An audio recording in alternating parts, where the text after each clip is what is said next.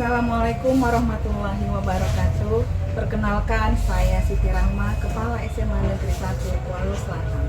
Di tengah upaya pemerintah mewujudkan merdeka belajar, berbagai terobosan telah dilakukan demi mempercepat transformasi pendidikan di Indonesia. Respon masyarakat dan ekosistem pendidikan pun beragam. Situasi ini terjadi pula di sekolah saya. Melalui video ini, saya akan berbagi praktik baik di dalam kepemimpinan saya guna mewujudkan pembelajaran berdiferensiasi. Di dalam satu ruang kelas, peserta didik yang berada pada usia yang sama belum tentu memiliki kompetensi, hobi, kepribadian, minat, bakat, dan potensi yang sama. Sebagai guru, kita harus berupaya memfasilitasi peserta didik agar belajar bertumbuh dan berkembang sesuai dengan kodrat kebutuhan dan karakteristiknya masing-masing. Salah satu strategi yang dapat diterapkan untuk memfasilitasi peserta didik adalah melalui pembelajaran diferensiasi. Untuk dapat mendukung terlaksananya pembelajaran diferensiasi di SMA Negeri 1 Kuala Selatan, maka kepala sekolah harus memiliki model kompetensi mengembangkan diri dan orang lain. Oleh karena itu, sebagai kepala sekolah, saya terus menjadi sosok pembelajar sepanjang hayat.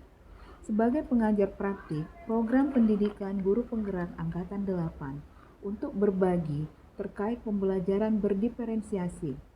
Menerapkan pembelajaran berdiferensiasi berarti kita memfasilitasi apa yang terjadi di dalam kelas, sehingga peserta didik memiliki banyak pilihan untuk mengambil informasi, memahami ide, dan mengekspresikan apa yang mereka pelajari. Berikut adalah praktik baik kepemimpinan yang saya lakukan guna mewujudkan pembelajaran berdiferensiasi di SMA Negeri 1 Kuala Selatan. Berangkat dari nilai rapor pendidikan sekolah yang memiliki nilai merah untuk kategori literasi dan kategori numerasi yang didukung dengan rendahnya minat belajar siswa, guru yang tidak menerapkan pembelajaran inovatif sehingga cara mengajar guru tidak menarik, dan sebagian guru masih setia memakai kurikulum lama. Media pembelajaran yang disediakan oleh guru juga terkesan masih monoton sehingga berdampak pada ketidakmampuan siswa dalam memahami materi. Tantangan secara umum atau yang paling mendasar adalah bagaimana mengubah paradigma sebagian guru-guru yang masih menganggap perubahan kurikulum ini hanya sebagai formalitas saja. Sehingga kami butuh upaya memberikan pemahaman terkait dari maksud tujuan dari implementasi kurikulum merdeka ini. Tantangan berikutnya adalah kurangnya kolaborasi antara sesama guru, antara guru dan siswa, antara guru dengan kepala sekolah, juga keterlibatan orang tua menjadi tantangan tersendiri dalam implementasi kurikulum merdeka ini.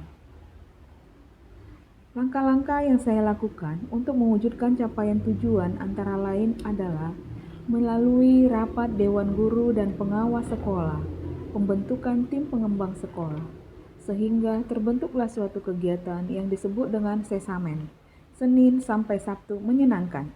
Sekolah menyiapkan sarana prasarana seperti infopus di setiap kelas, jaringan Wi-Fi di setiap kelas, kemudian adanya CCTV di setiap kelas untuk memudahkan memantau proses pembelajaran berdiferensiasi ini, kemudian melakukan sosialisasi pembelajaran diferensiasi kepada siswa, guru, orang tua, komite sekolah, serta menyediakan sumber belajar yang bervariasi. Kegiatan Sesamen ini adalah kegiatan pagi yang dilakukan mulai dari Senin pagi sampai dengan Sabtu pagi, yaitu dimulai pada hari Senin, yaitu mengadakan upacara bendera di setiap pagi yang mana pembinanya adalah guru ataupun pimpinan instansi yang ada di Kabupaten Labuan Batu Utara untuk memberikan motivasi kepada siswa-siswi.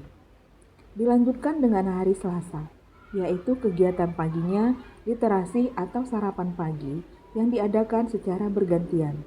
Misalnya, Selasa minggu kedua dan keempat adalah kegiatan sarapan pagi bersama, sedangkan minggu pertama dan ketiga adalah kegiatan literasi. Dalam kegiatan literasi, siswa diberikan waktu 15 menit untuk membaca hening, kemudian secara acak dipanggil ke depan untuk melakukan resensi buku atau menceritakan kembali isi buku yang dibacanya. Kemudian pada hari Kamis pagi, diadakan kegiatan pengembangan minat dan bakat siswa secara bergantian sesuai jadwal yang sudah ditentukan. Dalam kegiatan pengembangan minat dan bakat ini, siswa bebas menampilkan kreasi seni dari kelasnya masing-masing seperti menyanyi, menari, berpuisi, dance, drama, stand-up komedi, hip-hop, dan lain sebagainya.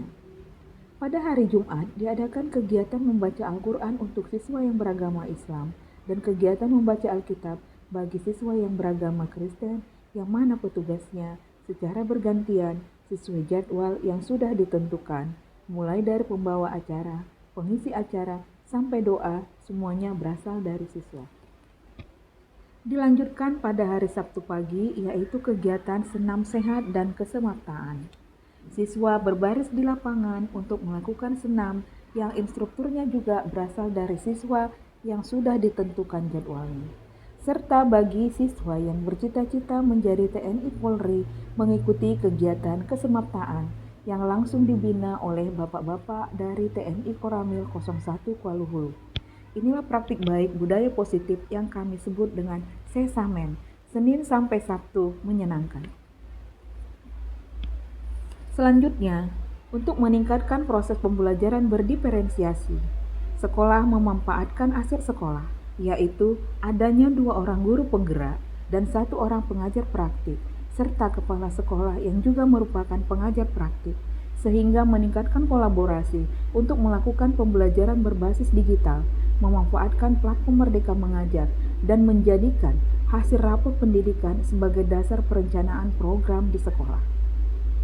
Pada saat pengimbasan praktik baik implementasi kurikulum Merdeka, saya senantiasa menekankan kepada Bapak Ibu Guru agar menggunakan akun belajar ID-nya dalam mengeksplorasi platform Merdeka Mengajar sebagai bahan untuk berdiskusi, berkolaborasi dalam menganalisis capaian pembelajaran, membuat tujuan pembelajaran, membuat alur tujuan pembelajaran, membuat modul ajar, hingga modul proyek.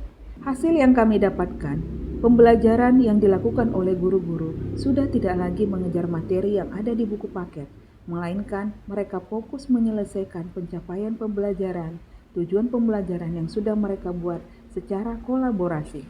Karena ruh dan semangat dari pribadi guru itu menjadi kunci sukses dari pengimplementasian suatu kurikulum, termasuk kurikulum Merdeka itu sendiri. Karena sejatinya kurikulum Merdeka kita maknai sebagai jembatan agar anak-anak Indonesia memiliki kecakapan literasi, numerasi, skill, serta mampu menghadapi tantangan zaman yang saat ini tidak terdeteksi, agar mereka memiliki modal untuk menghadapi tantangan yang lebih berat di masa yang akan datang. Alhamdulillah, setelah saya melaksanakan pengimbasan praktik baik budaya positif Sesamen, siswa lebih bersemangat hadir di sekolah, minat belajarnya meningkat, dan inovasi belajarnya lebih baik, serta kreativitasnya juga semakin meningkat. Dalam hal implementasi kurikulum Merdeka, guru-guru sudah mengerti dan paham apa tujuan dari implementasi kurikulum Merdeka ini. Pengimbasan praktik baik implementasi kurikulum Merdeka di SMA Negeri 1 Kuala Selatan secara keseluruhan berhasil secara efektif. Indikatornya yaitu siswa mulai terbiasa dengan budaya positif sekolah, siswa terbiasa belajar mandiri karena sesuai dengan bakat dan minat belajarnya, terampil berbicara di depan umum, berani mengemukakan pendapat, serta bernalar kritis. Semakin banyaknya siswa SMA Negeri 1 Kuala Selatan yang meraih juara di berbagai bidang seperti Olimpiade Sains, Olahraga, Seni, Paskibra, Pramuka, Desain Poster, dan sebagainya di tingkat kabupaten kota. Demikian praktik baik dari SMA Negeri 1 Kuala Selatan. Saya siap berkolaborasi dan berbagi demi mempercepat transformasi pendidikan di Indonesia. Salam Merdeka Belajar.